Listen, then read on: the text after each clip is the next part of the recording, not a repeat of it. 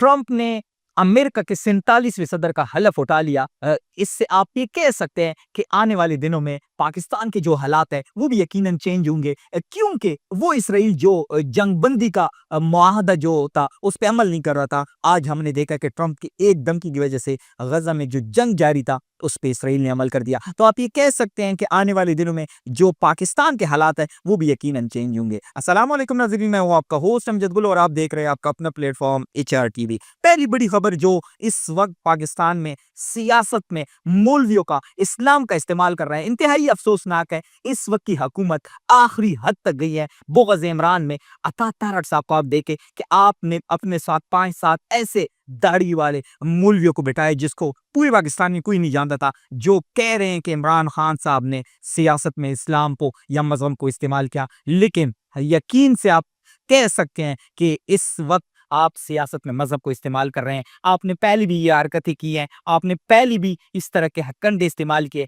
आज आप फिर से ये इस्तेमाल कर रहे हैं। यकीनन अफसोसनाक है कि हमारे मुल्क में मौलवी भी बराए फ़रोख्त है, फितवी भी बराए फ़रोख्त है। एक जो नया फितवा सामने आया है कि आप अपने मुल्क को छोड़ के जब आप डूबते हैं कश्तियों में, आप अपना मुल्क छोड़ते हैं, वो हराम है। हम भी मानते हैं ये हराम है, लेकिन आपको उस पे भी फितवा देना चाहिए कि वो नौजवान जो डूबता है कश्ती में, वो किसकी वजह से मुल्क छोड़ के जाता है, वो किसकी वजह से, उसका हक किसने खाया। और आप इन हुक्मरानों पे भी फितवा दें, तब हम आपको मानेंगे कि आप इस्लाम की असल में खिदमत कर रहे हैं। इसके साथ साथ हम देख रहे हैं सुप्रीम कोर्ट में इस वक्त लड़ाई उरूज पे है। जो हुकूमत ने एक कोशिश की थी 26वीं आईनी तरमीम के बाद, जब आप तीसरे नंबर के जज को सुप्रीम कोर्ट का चीफ जस्टिस लगाएंगे तो यकीनन आप सुप्रीम कोर्ट से किसी इंसाफ की तवक्को नहीं कर सकते। आज हम देख रहे हैं कि सुप्रीम कोर्ट में जजेस के दरमियान लड़ाई इस वक्त अरूज पे है।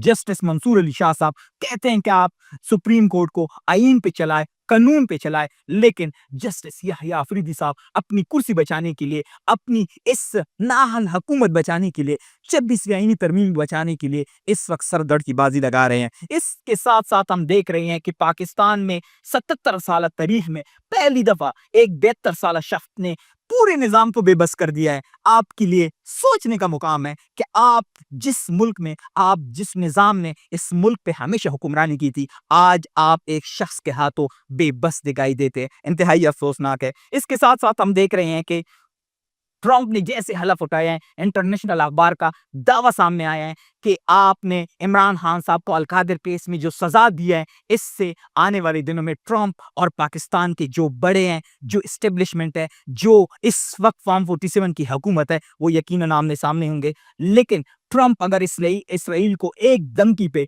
उसको आप जंग के बंदी का जो एक मुआहदा है उस पे आमादा कर सकते हैं, तो आप खुद कह सकते हैं कि हम किसके की मूली है। इसके साथ साथ हम देख रहे हैं कि जो मिलिट्री कोर्ट से जिसको रिहाई मिली थी समी वजीर साहब, उसको जब 15 दिन के इलाज के बाद वो अपने इलाके में गए, जिस तरह उसका इस्तकबाल हुआ है, यकीनन आप कह सकते हैं कि आप जोर जबरदस्ती, आप डंडे के जोर पे किसी का नजरिया भी खत्म नहीं कर सकते। जिस तरह वहां के इलाके के लोगों ने उसका इस्तकबाल किया है, जिस तरह उनके घर लोग मुबारकबाद देने जा रहे हैं, आपको ये सोचना चाहिए कि आपने अपनी कोशिश की, आपने लोगों की वफादारी तब्दील करने के लिए सर दर्द की बाजी लगाई, लेकिन आज भी ये पूरी पाकिस्तानी को इमरान खान साहब के साथ खड़ी है। इसके साथ साथ हम देख रहे हैं कि ट्रंप के हलफ के बाद इस वक्त बाइडन के जो फैसले हैं वो रिवर्स होना शुरू हो गए हैं। जो पहला फैसला ट्रंप ने किया है कि टिकटॉक की जो बहाली है, जिस पर ट्रंप ने पहली अपना हुक्म जारी कर दिया है कि टिकटॉक को बहाल किया जाए, इससे आप ये कह सकते हैं